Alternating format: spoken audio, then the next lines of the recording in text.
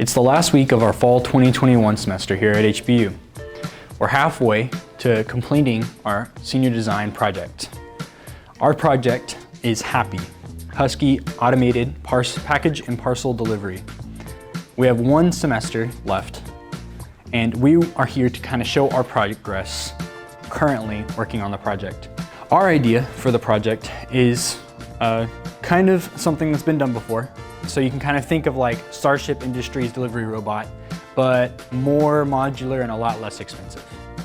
Here's the basic idea. We have a single robotic platform that can deliver packages from building to building on campus. The device does not carry the package inside of itself like a cooler. Instead, it carries replaceable plastic bins that can be put into the device. This is a benefit over the existing solution, as users will have to spend as little time as possible around the robot. This can come in handy during inclement weather, or if somebody has a lot of loose papers that they don't need to carry back up and down to their office. For navigation around campus, we're going to be using a GPS module and a camera for obstacle avoidance. Since HBU is a pretty small campus, we're going to stick to the sidewalks and not have to go across any roads. We could go across roads, but we perceive some minor issues. Finally, for connectivity, we're using the existing HBU infrastructure for Wi-Fi and connecting using a high dB Wi-Fi antenna. This allows us to drive around outside the whole time while staying connected. Jobs will be sent to the robot via a web interface that administrators can use to monitor the robots and customers can use to coordinate deliveries and also set up the recipient's contact info. So we've definitely had many different interesting experiences in this project so far, and we've come a very long far away and learned many new different things. One of the first designs that we had was an indoor robot, and from there we shuffled various amounts of time debating whether we were going to do it indoor and outdoor. Another thing that we had for our project was that we also had to create our battery, as well as we also had to decide which would be the best battery cells. And not only that, after getting the best battery cells, we also had to come up with how we would make the circuit, as well as coming up with the current, voltages, and what we needed to have in those circuits.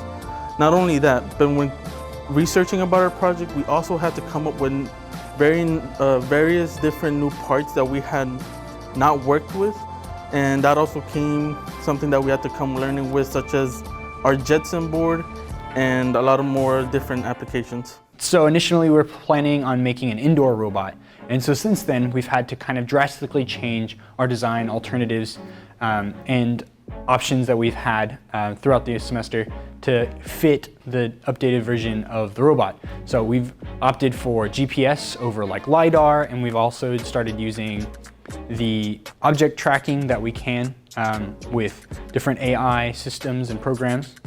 We've also decided we're going to use a Jetson because the Jetson has some of the ports and things that we need, like a PWM controller over like Arduino or Raspberry Pi. We decided brushed motors over brushless motors because the brushless motors would be worrisome whenever it comes to water and outside and the weather here at HBU.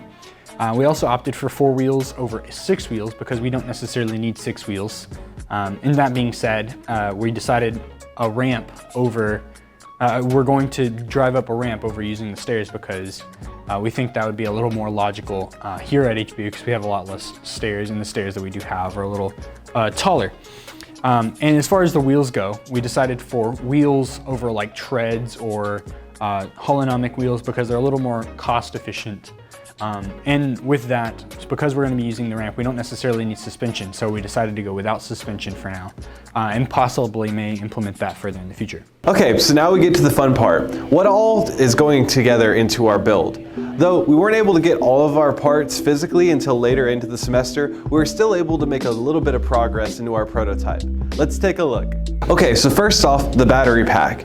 We have a series of 24 18650 batteries that are put together in a 12x2 configuration. These batteries running at 11.1 volts will allow us enough current so that all of our motors can run at full tilt, while the NVIDIA Jetson is sucking up about 20 watts to run our computer vision algorithm. It is our hope with this design that we can keep our machine running for 5 hours continuously before needing a recharge. It's not a great idea to solder together your batteries. They tend to explode when you do that. So what we had to go with instead was a spot welder along with nickel strips to get the 18650 battery pack assembled properly.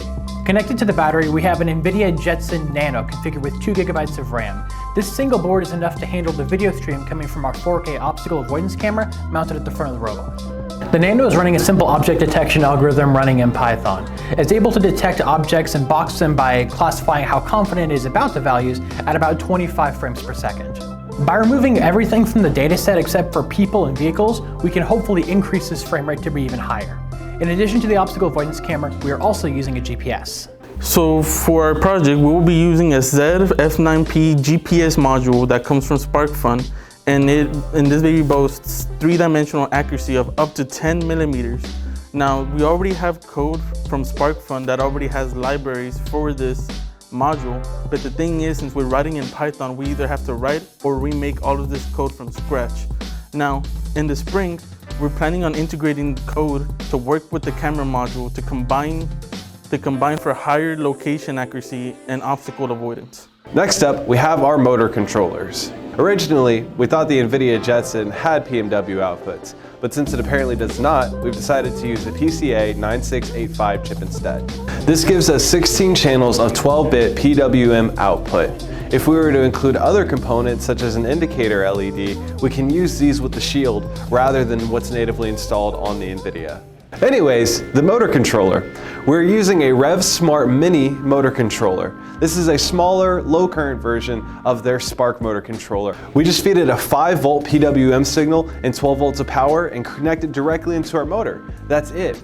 No activation or direction pins like you might find on the L298N pin. And that's it, we've got our motor operating. Next, we have our drivetrain. We opted to go with a 4-wheel drive system and put suspension on each wheel independently. That's because the sidewalks at HBU can be a little bit rough, and we don't want any objects getting transported to get rattled apart in the route. We do have the motors, shafts, and hubs, but since they just arrived, we haven't really had much time to actually integrate them all together. Also, the motor hubs and the wheels had hole spacing that didn't line up, so we did 3D print an adapter, and that also functions as a spacer, and it actually works really well for how long we spent on it. As you can see, we have it all bolted together, but we need to make a motor mount that will hold together the RC suspension that we'll be installing later. This is going to happen in the spring though, as it's not the current focus for our semester. Since we just got a lot of the components like our GPS module in, we haven't had a lot of time to actually get them functioning on the board. Once they are functioning on the board, we can actually begin to work on our web interface for connectivity. We do have some conceptual views of the user interface for users to place orders on the robots and also for administrators to monitor the robots, and it does have some potential. The UI will allow users to log in with their HBU accounts and place an order simply by selecting the origin and destination buildings, as well as contacting for the intended recipient. The server will then give the user a code that can be used to unlock the robot's door and allow the sender to slide their box inside the robot and send it on its merry way. The sender can check the progress of the order at any time as it moves to the destination through this screen. The administrators can also log into a portal and monitor all robots on campus at once, changing settings, monitoring battery levels, and even viewing real-time GPS location or obstacle avoidance cameras. So I hope this project makes sense to everybody. I'm really glad to see how far we've gotten so far. I hope we can get this project completed in time, and it will be very cool to see this project work out and be in use after we're graduated already. This spring, we're certainly going to have a lot on our plate. We have to actually get everything working together. We have to get the web interface working. We have to get the GPS module, camera, and motor controllers all working together in the Python code. And we have to get this all working before May. We will be making a follow-up video in May. Hopefully, we're showing you what the full prototype is going to look like. And if it's not completed, we'll show you how far we were able to get. Thanks for watching. Hope you have a great day. Good luck on finals, and I'll see you next semester. Okay. That should be good.